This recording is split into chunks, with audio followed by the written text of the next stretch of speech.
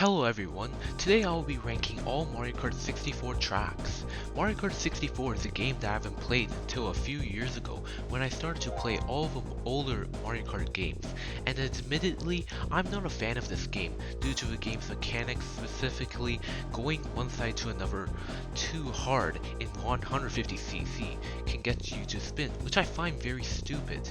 In terms of the track selections, I think they're good but not my favorite. I heard the battle mode is the best in this series, but I've never tried it once unfortunately.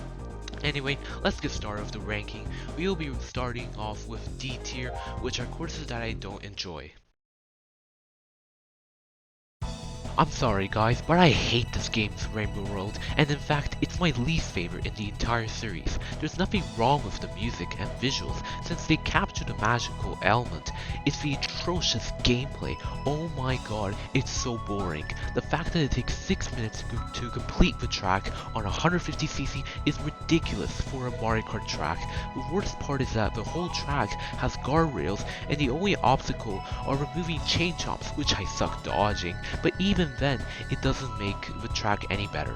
It's not the worst track in the entire series, but it's easily the most boring of all. Moving on. Oh, look, it's another long track.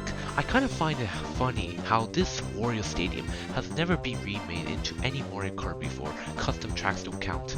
And with this track, it has the same problems as Rainbow Road, but it at least has some ramps and bumps during the track, but without the tricks, this track is just so boring and unfun. Like, what are these clones of Wario Head on the wall? It just seems so lazy with the looks. Anyway, I have nothing else to say. Sherbet Land is a track that I find to be more annoying than how it looks. Getting hit by Penguin is very punishing and sometimes bumping you towards the edge if you're not being careful.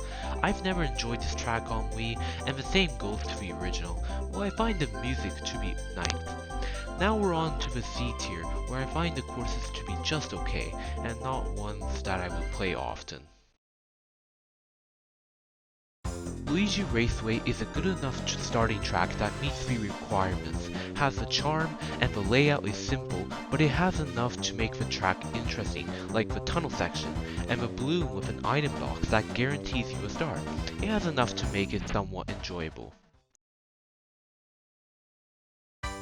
I really like the music in Moo Moo Farm, but in terms of track layout, I don't find it to be that interesting. It's just another oval, and it has two bridges. Wow, so interesting.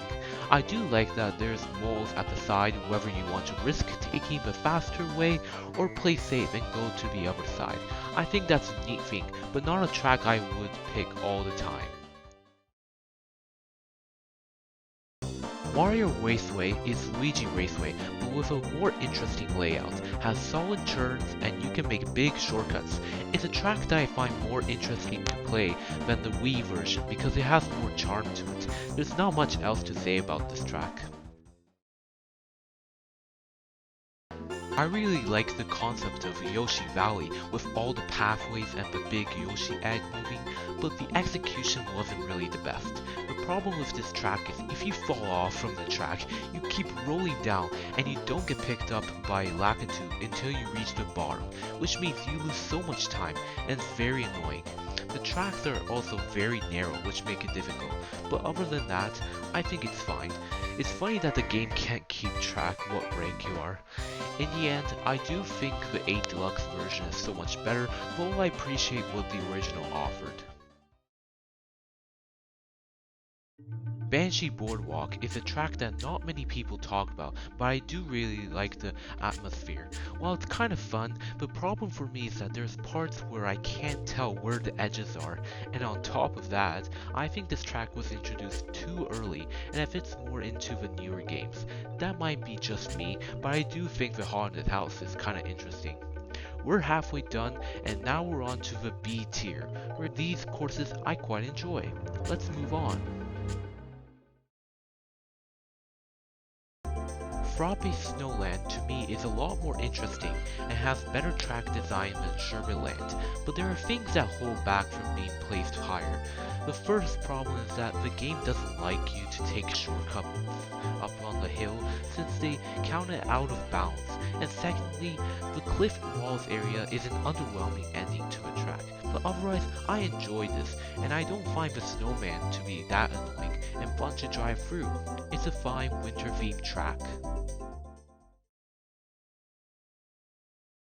Jungle Mountain is a very charming track, and the course looks very tasty. While I do have fun with this track, I wish they added more obstacles to the track. Sure, they have the boulders coming down, but I find it really easy to dodge, and the hills can be a bit repetitive. But yeah, it's definitely a fun one. Oh yeah, and just make sure you don't hit the sides while going through the hills, otherwise you will tumble and lose so much time. Koopa Troopa Beach is a very relaxing track that I always enjoy every time I play it. Even if it has few crabs on the track, that's not a problem for me since there's many ramps, and one that leads to a shortcut, and the other one going over the boulder, which is not any faster, but hey, it's cool if you pull it off. Anyway, this track really gives me that nostalgic feeling to the simpler times, and I enjoy it.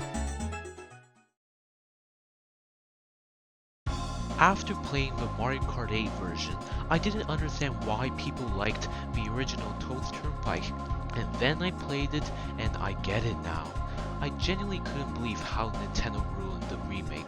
I'm not sure exactly why, but I really love the aesthetic, gameplay, and music of this track. It has a lot of charm to it, and the sunset in the background is very beautiful.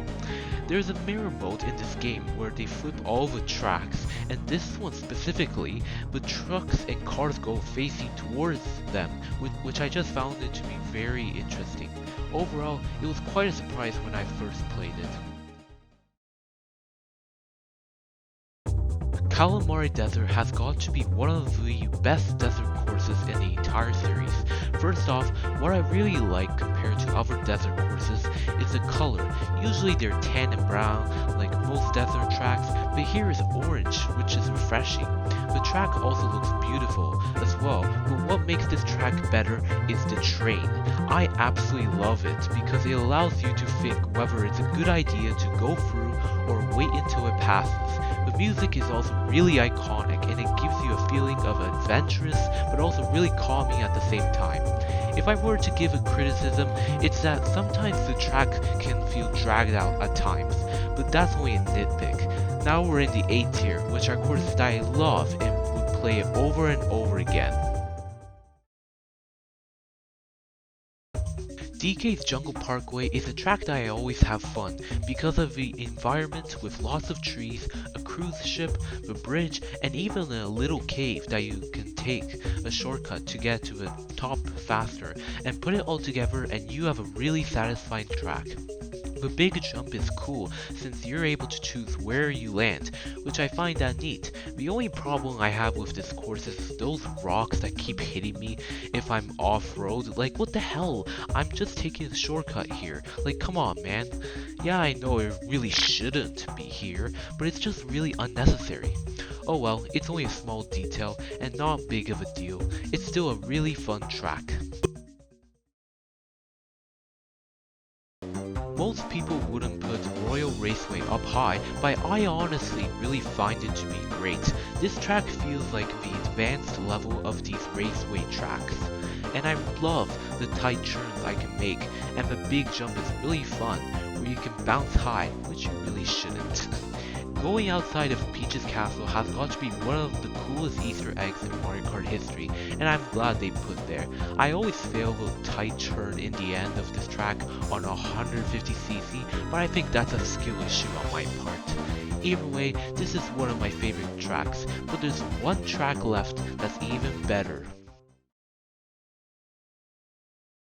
I honestly didn't expect a Bowser Castle track would be out number 1. First off, I really love the haunted music and oppressive atmosphere. It's unique compared to other ones where other Bowser Castle themes are more cool than anything. The swamps really make the track difficult, and it can really be a threat at times, which is good, and not to the point where I get annoyed. The one part that always makes me wonder, even as a child, is what happened to that swamp in jail? Like, what did he do? It's a very interesting detail. The small garden area really gives me that weird vibe, and that something feels wrong. Finally, I really love the layout of this track. There's so much places where you drive and it never gets boring. In the end, this is my favorite track from Mario Kart 64. Overall, this game has a lot of great stuff, but there's lots of stuff that I'm not a fan of. It's an okay game in my opinion, but let me know in the comments if you've played the game. What's your number one track for this game? And thanks for watching. I'll be doing other games in this series as well, so stay tuned.